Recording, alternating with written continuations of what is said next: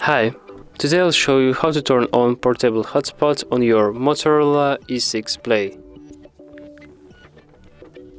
So, let's go to the settings, then network and internet,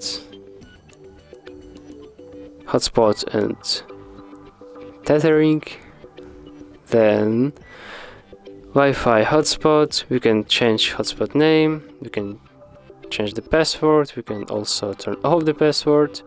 Yes. We can change maximum connections, so everything you want.